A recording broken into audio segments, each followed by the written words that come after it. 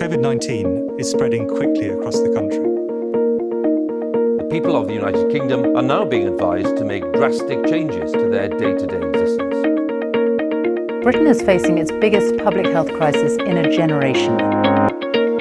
All schools across Britain will close until further notice. Ministers confirmed that this year's GCSEs and A-levels in England are being cancelled. After schools shut their gates from Friday, they will remain closed. You must stay at home.